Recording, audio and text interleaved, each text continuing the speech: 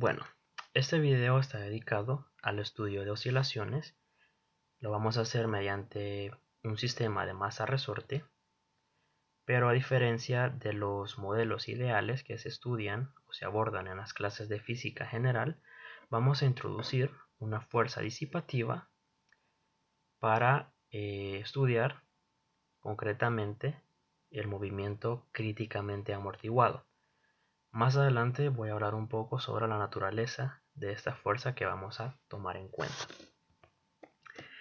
Para el estudio de este tema vamos a resolver un problema, ¿sí? Yo me he tomado la libertad para resolverlo en este PDF, donde he detallado cada una de las cosas que he hecho para encontrar la solución de todo lo que requiere este problema. Este PDF estará disponible en la descripción del problema para que todas aquellas personas que estén interesadas en estudiar este tema puedan descargarlo. Bien, vamos a comenzar por el enunciado del problema y nos dice lo siguiente. Un resorte de masa despreciable cuelga verticalmente y sin carga del techo. Una masa se cuelga del extremo inferior del resorte y se libera. El sistema llega al reposo a 0.5 metros debajo de su punto de liberación. Considere que el movimiento está críticamente amortiguado. Además, tome y igual a 0 en el punto de liberación. Ahora, ¿qué nos pide el problema? Pues, bueno, lo siguiente. Nos pide que determinemos la ecuación del movimiento en función de la frecuencia natural del sistema, omega sub 0.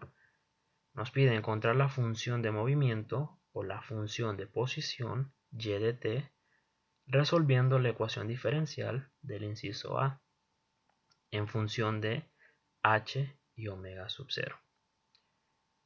Nos pregunta qué tan lejos del punto de liberación se encuentra la masa después de 0.5 segundos y cuál es su rapidez en ese mismo instante.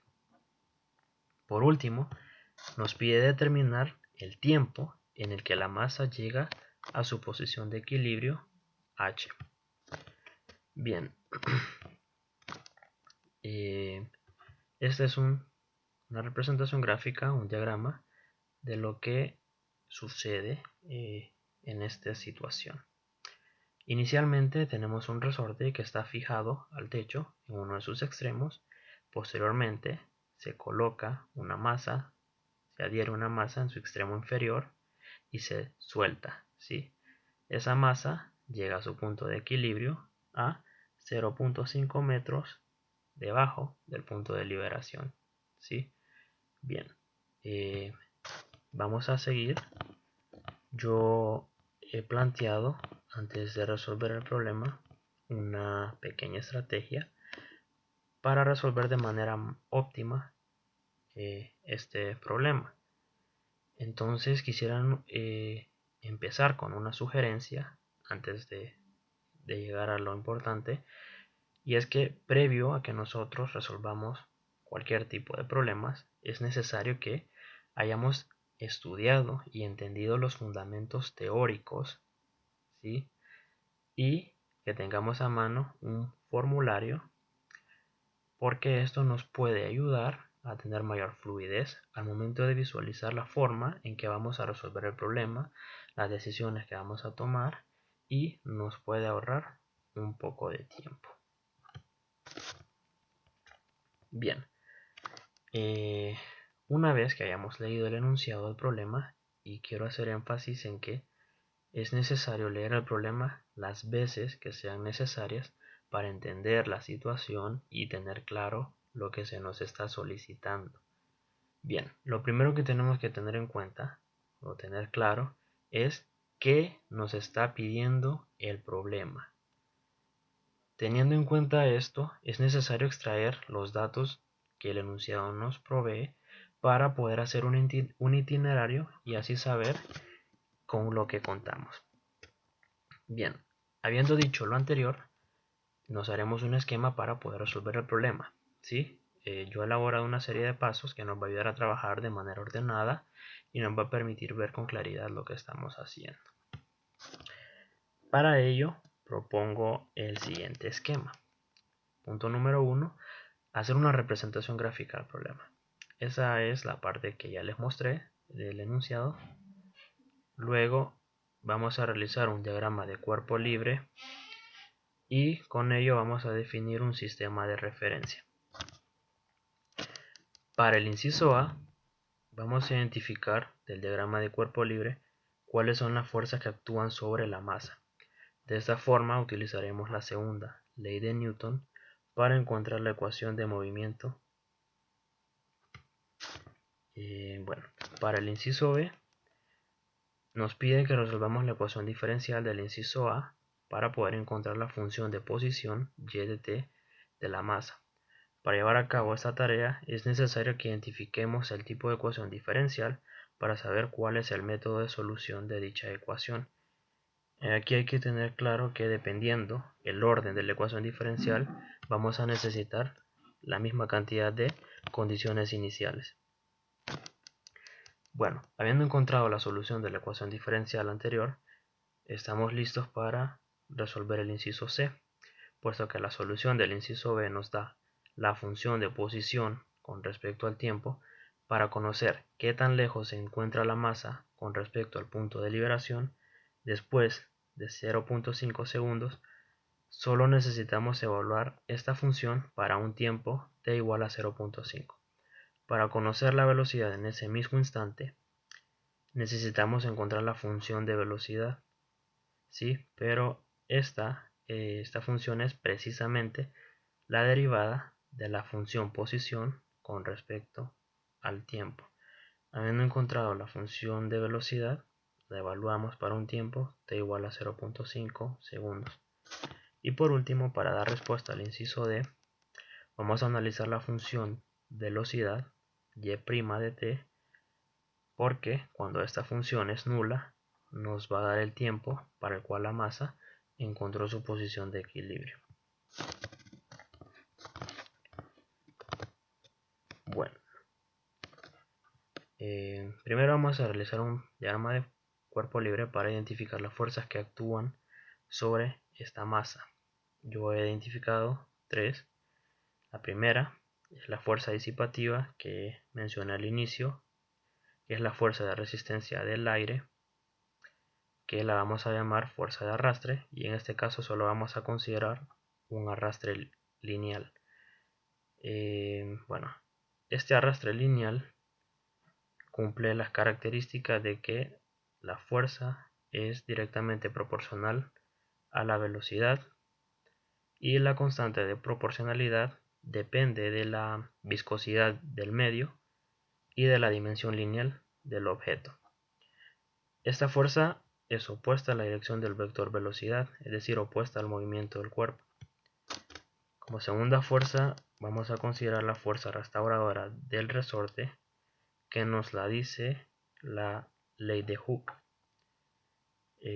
Esta fuerza va en la dirección contraria al vector de desplazamiento. Nuevamente es una fuerza que va en contra o en dirección contraria al movimiento del cuerpo.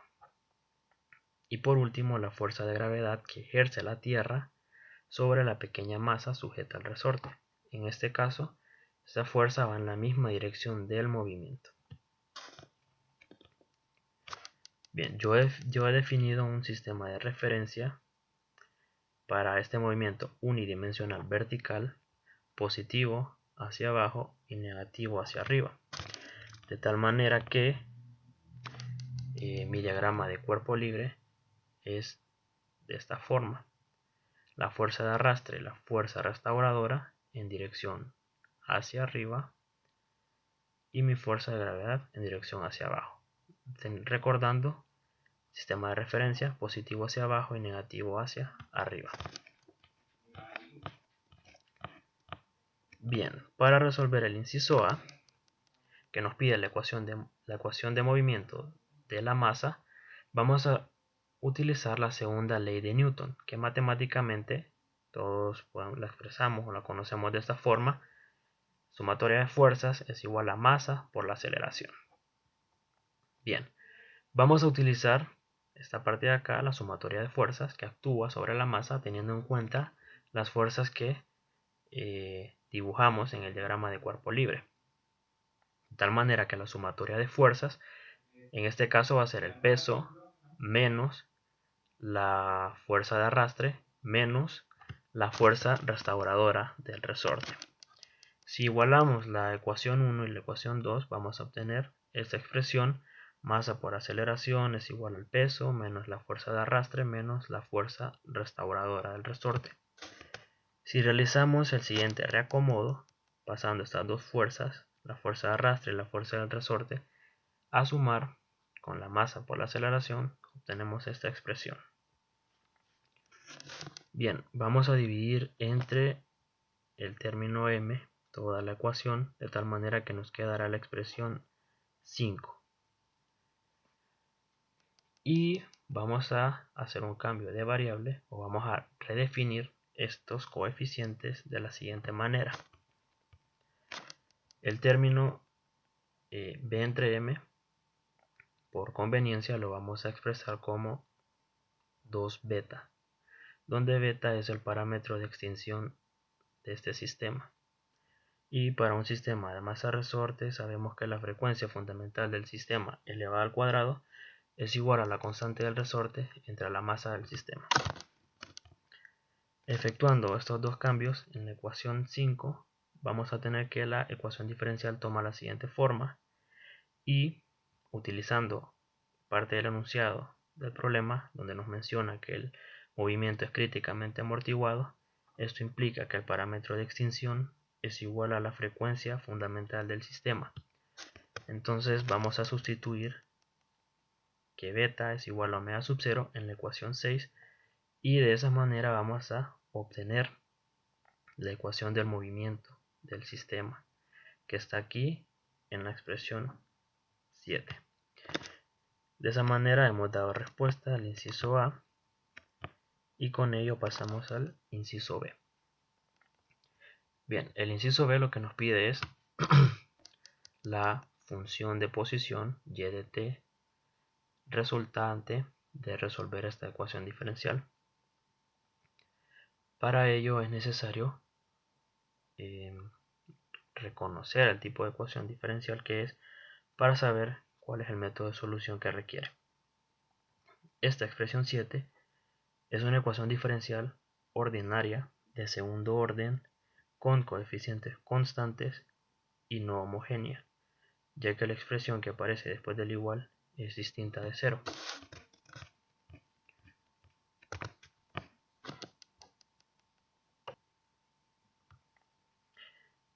Bueno, teniendo en cuenta ya cuál es el tipo de ecuación diferencial, vamos a identificar el método de solución de dicha ecuación.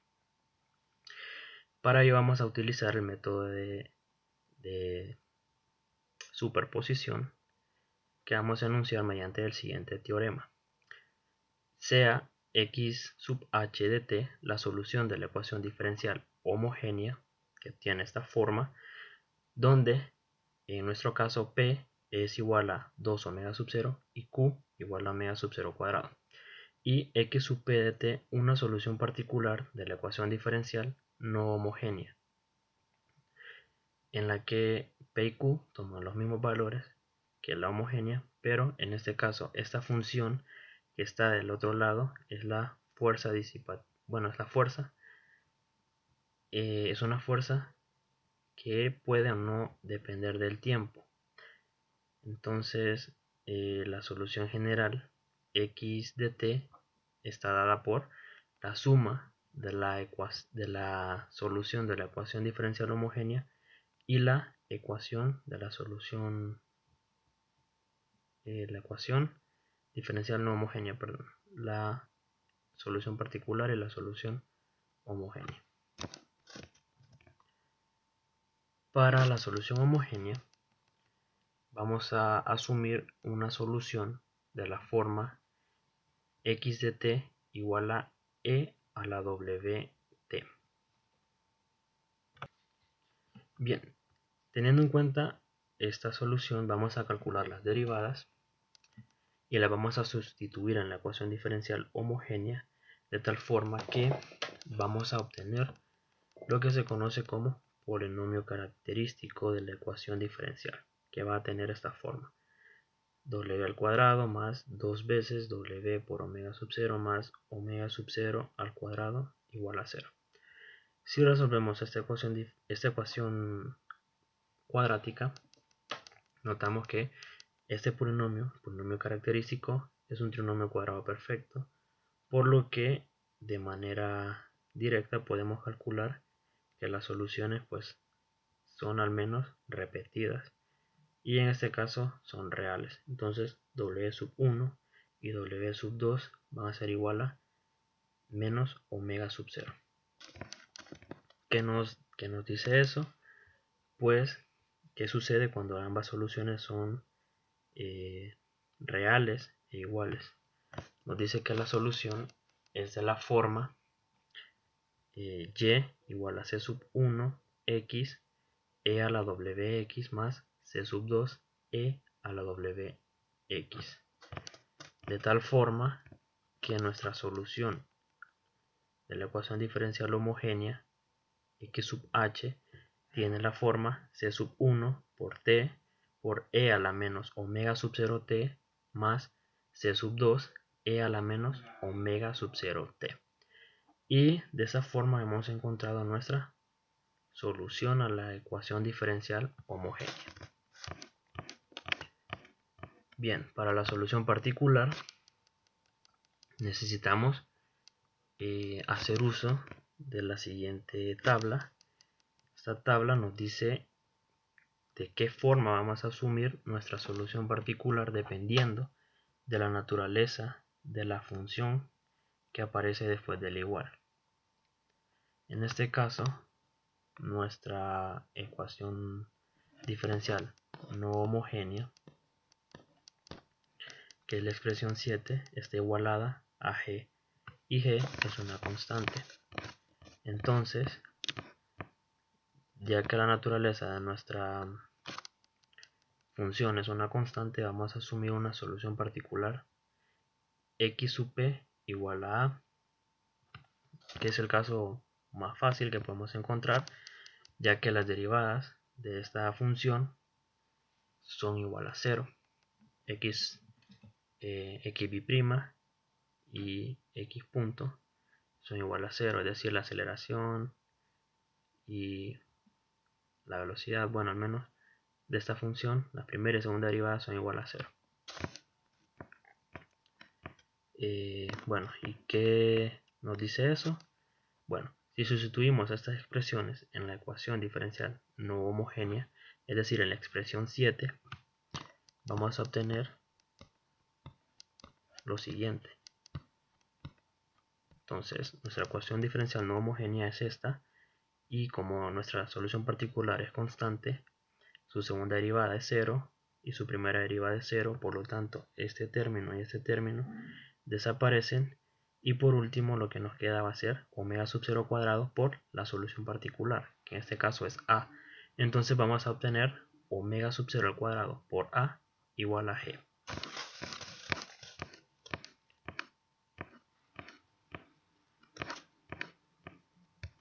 ¿Qué es lo que he encontrado aquí? O sea que mi solución particular es igual a, yo la dije igual a a, sí, pero yo despejé a de esta expresión y obtengo que a es igual a g entre omega sub 0 al cuadrado. Entonces, como habíamos dicho anteriormente, mi solución general, es decir, mi función de posición para este sistema, está dada por la suma de la solución particular más la solución de la ecuación diferencial homogénea, que toma esta forma. Entonces, nuestro trabajo todavía no ha terminado. Si bien es cierto, esta expresión de aquí es una solución de la ecuación diferencial 7 de nuestra de nuestra ecuación diferencial de movimiento, todavía no hemos resuelto el problema. No hemos encontrado la función de posición para esta masa, porque todavía tenemos esta indeterminante, que serían las constantes C1 y C2, y para ello vamos a hacer uso de las condiciones iniciales del problema. Entonces, yo he calculado primero la función rapidez, porque yo sé que voy a necesitar evaluar pues esta función en algún punto para obtener algún dato que me va a permitir encontrar una de estas variables. Entonces, esta derivada la pueden hacer de manera manual o se pueden apoyar en algún software matemático para encontrarlo. Bueno, como les había mencionado anteriormente, para dar solución a este inciso nos falta encontrar los valores de C1 y C2, y para ello voy a tomar las siguientes condiciones iniciales, es decir, y de 0 igual a 0, es decir, mi posición en el tiempo 0 es 0 y mi velocidad y' en el tiempo 0 también es 0, estoy en equilibrio. Entonces, de mi función de posición, yo la voy a evaluar en y igual a 0. Entonces, tengo y de 0 es igual a, vamos a visualizar de manera mejor. Esta es mi función de posición. Cuando yo le evalúe en 0 este tiempo, entonces todo lo que tenga t en este lado va a tomar el valor de 0. Esto, como es una constante, no se ve afectada. Luego, el término de en medio tiene un factor 0. ¿Sí? Tiene C1 por t por esta exponencial más C2 por esta exponencial. Este término, cuando t vale 0, pues también es 0, porque tengo este término acá. Esta exponencial, cuando t vale 0, se hace 1. Igual esta exponencial, cuando t vale 0, se hace 1. Entonces, es lo que tengo aquí, en esta expresión. Y de 0 es igual a g entre omega sub 0 al cuadrado más c sub 1 por 0 por 1, que es aquella exponencial que se volvía 1 cuando t vale 0, más c sub 2 por 1. Bien, este término de acá desaparece, esta constante multiplicada por 1 pues sigue siendo la misma constante. Simplifico y tengo en cuenta que y de 0 es igual a 0, entonces esto de aquí es 0. Igualo esta expresión a 0 y lo que obtengo es esta ecuación lineal en términos de c sub 2. Es un despeje muy simple, entonces c sub 2 es igual a menos g entre omega sub 0 cuadrado. G entre omega sub 0 cuadrado lo vamos a denominar como h, de tal manera entonces que c sub 2 es igual a negativo h. Por otro lado, evaluaremos la rapidez para un tiempo igual a 0 y por eso yo calculé la derivada de y de t, porque esto es la velocidad. Si yo evalúo esta función en 0, pues tengo que esta exponencial de aquí, cuando t vale 0, vale 1. Este término de acá vale 0 porque tengo este t multiplicando todo esto, y como t vale 0, pues este término de en medio se desaparece. Y por último, esta expresión de acá, esta exponencial, también se hace 1 cuando t vale 0. Entonces, de tal manera que acá voy a tener c sub 1 multiplicada por 1 menos c sub 1 omega sub 0 por 0 por 1 menos c sub 2 omega sub 0 por 1, que es justamente esta expresión que tengo aquí.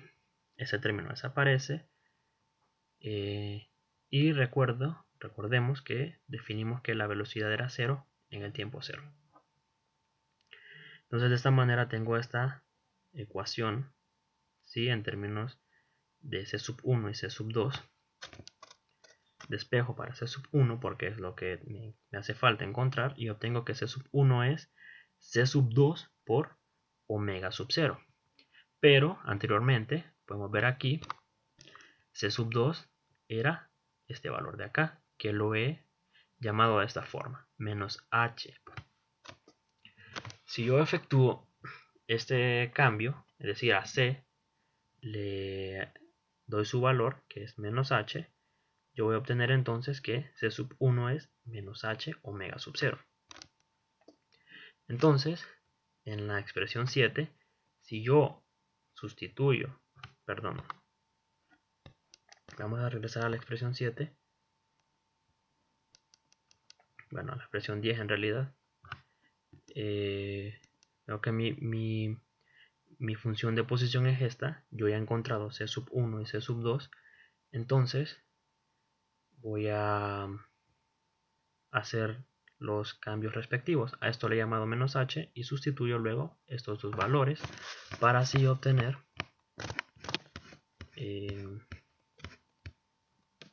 mi respuesta al inciso B, que es encontrar la función de posición con respecto al tiempo, en términos, como me lo pedía el problema, de h y omega sub 0. Bien, para dar respuesta al inciso C, si recordamos, el inciso C nos pedía la rapidez y la posición justamente después de 0.5 segundos.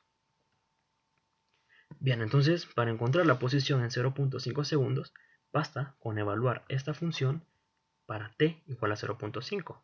Sin embargo, yo todavía tengo que expresar de manera explícita cuánto vale h y cuánto vale omega sub 0, que es lo que vamos a calcular ahorita. Bueno, como les digo, para hacer los cálculos necesarios necesitamos saber todos estos valores de estas constantes de la que depende mi función de posición. Bueno, este valor g igual a 9.8 metros por segundo cuadrado es un valor muy conocido.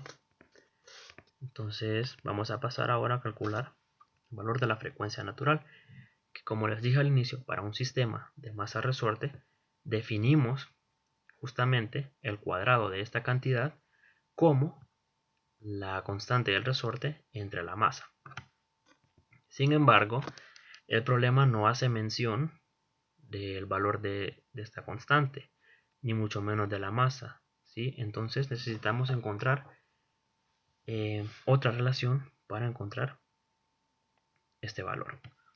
Bien, si nosotros analizamos el punto de equilibrio del sistema, que es justamente lo que tenemos al inicio, en la representación gráfica del problema, en este punto, en este momento la masa está en equilibrio. ¿Y qué sucede aquí? Pues la fuerza, como la fuerza del resorte, que lo está jalando hacia arriba, se iguala al peso de la masa que lo hace ir hacia abajo. En este caso, como no hay movimiento, entonces la fuerza de arrastre, la fuerza de resistencia es igual a 0. Porque depende de la velocidad, y como la velocidad en este punto es 0, justamente porque está en equilibrio, entonces tal fuerza no existe.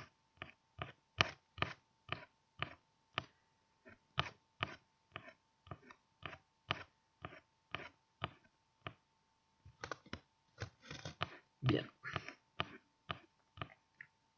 como les dije, analizamos el punto de equilibrio y lo que dijimos justamente, o lo que sucede en ese instante, es que el peso se iguala a la fuerza del resorte. De esta manera, yo puedo despejar, van a hacer un reacomodo. Si yo divido ambos lados entre la masa y también divido entre y, pues yo voy a obtener que K entre M es igual a G entre Y. Entonces, esto es muy útil porque hemos pasado de expresar esta cantidad que estaba en términos de estas dos en términos de dos valores que sí conocemos.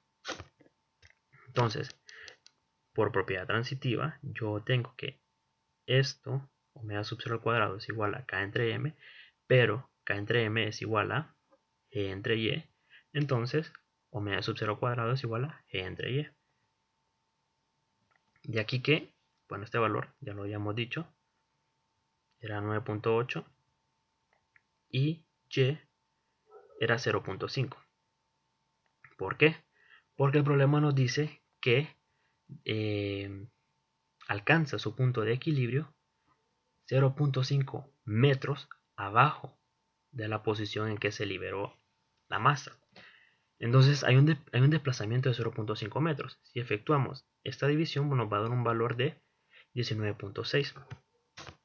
Entonces, de esta forma, si yo saco raíz cuadrada a ambos lados de la expresión, yo obtengo que omega sub 0 es 4.427 radianes por segundo. Bien, ahora solo falta encontrar h. Definimos h como g entre omega sub 0 cuadrado. G 9.8 y omega sub 0 cuadrado, lo que calculamos anteriormente. Entonces, efectúo esta división y tengo un valor de h de 0.5 metros. Aunque era algo que ya el problema lo decía, pero es bueno corroborarlo. Bien, entonces vamos a calcular las constantes C sub 1 y C sub 2.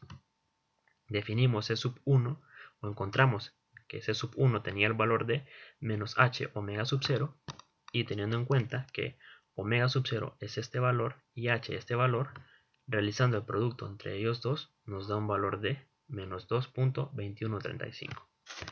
C sub 2 encontramos que era negativo h. Como h es 0.5, entonces C sub 2 es menos 0.5. Sencillo. Bien. Para la posición después de 0.5 segundos, entonces solo sustituimos el tiempo de igual a 0.5 en cualquiera de las expresiones 10 o 14 que encontramos para la función posición. Entonces, pues una de ellas dependen de C sub 1 y C sub 2 y otras de h y omega sub 0. Cualquiera de las dos que tomen, pues solo efectúan los las respectivas sustituciones de estos valores y vamos a obtener que y de 0.5, es decir, la posición transcurridos 0.5 segundos, es aproximadamente 0.32 metros. De igual manera, para la rapidez en ese instante, ya había calculado la función rapidez que está dada por la expresión 11. Entonces evalúo esa expresión en 0.5 y realizo las respectivas sustituciones si dependían de h y omega sub 0 o si dependían de c sub 1 y c sub 2, de igual manera los hemos encontrado. Si realizamos estos cambios en la expresión para la función de velocidad, deberíamos de obtener que la velocidad transcurrido 0.5 segundos es aproximadamente 0.54 metros por segundo. Y por último, y ya para finalizar, recordemos que el inciso D lo que nos pedía exactamente era encontrar un tiempo para el que la masa encontraba su punto de equilibrio. Si recordamos, la función de velocidad está dada por la expresión 11, que yo la he trasladado acá nuevamente para que no tengan que subir. Y pues bueno, no lo noté en su momento, pero aparentemente esta cantidad se cancela con esta. Entonces, para poder visualizarlo mejor lo he quitado porque igual no suman, son 0. Entonces me queda solo el término de en medio. Que de manera más conveniente voy a pasar esta exponencial por la propiedad que si tengo algo con exponente negativo hacia arriba, multiplicando, yo lo puedo pasar como exponente positivo al denominador. ¿Por qué hago esto? Pues para visualizar el comportamiento de esta función.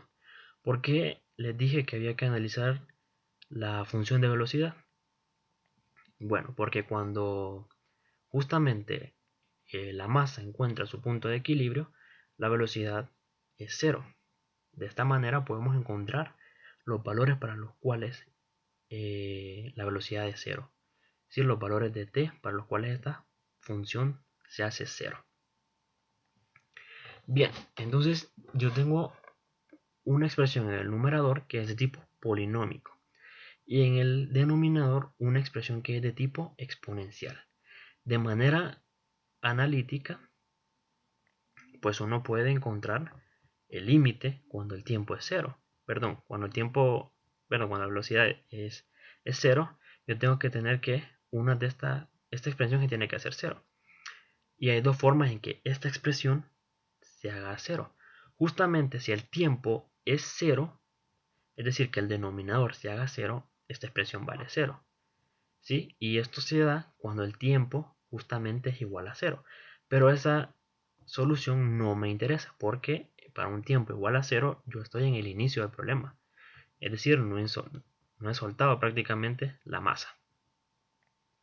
Luego, la otra posibilidad es que el denominador sea tan grande comparado con el numerador que esta expresión me haga que esta división sea prácticamente nula, que sea 0. ¿Y cuándo se alcanza eso? Pues justamente lo que dice aquí, que cuando t vale a infinito, tiende a infinito, entonces esta expresión se hace 0. Eso lo podemos hacer haciendo el límite cuando t tiende a infinito, y lo que vamos a obtener arriba pues sería infinito y abajo infinito, infinito entre infinito, una indeterminación. Entonces podríamos utilizar el teorema de L'Hopital, que lo que nos dice es que el mismo límite es igual al límite de la derivada del numerador entre la derivada del denominador. La derivada del numerador es 1 y la derivada del denominador es omega sub 0, esta misma expresión de aquí. Entonces, ahí sí podemos efectuar el límite y nos da 0. De manera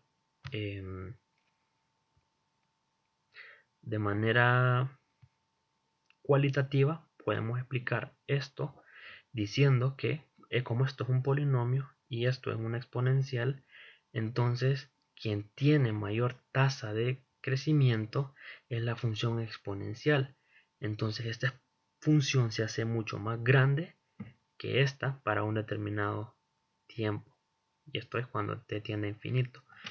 Entonces, bueno, gráficamente, como los menciono acá, vamos a analizar esto que acabo de mencionar, ¿sí? Que la solución en realidad alcanza su punto de equilibrio cuando t tiende a infinito. Bien, he realizado un par de gráficas en Wolfram Matemática para encontrar, bueno, el comportamiento de la función de posición. Quiero que vean aquí, lo he definido de esta forma, pero previo he definido también estos valores, ¿verdad? Y me sale una gráfica de esta forma. Si ustedes ven esta gráfica, tiene un comportamiento creciente. ¿Por qué? Justamente porque yo definí mi sistema de referencia positivo hacia abajo. Eso quiere decir que a medida la masa se aleje de ese punto donde yo la solté, entonces la distancia va a ser mayor y positiva porque así la he tomado. Pero si ustedes analizan o ven algunos textos del libros de texto, perdón, va a encontrar en realidad que la gráfica es decreciente. Y eso se puede explicar porque están utilizando el sistema de referencia contrario al que yo estoy utilizando. Entonces ustedes encuentran en algunos libros que la función empieza, por ejemplo, acá y va decreciendo hasta llegar prácticamente a 0. Bueno, y lo que sí nos importa para resolver el inciso C es encontrar la función de rapidez que ya la ha definido para poder graficarla y ver de manera obviamente gráfica que la solución es cuando t tiende a infinito. Si nosotros recordamos, teníamos una solución en t igual a 0, que es este punto justamente que está graficando acá. En t igual a 0 la velocidad es 0, pero es porque el sistema está que inicia soltado.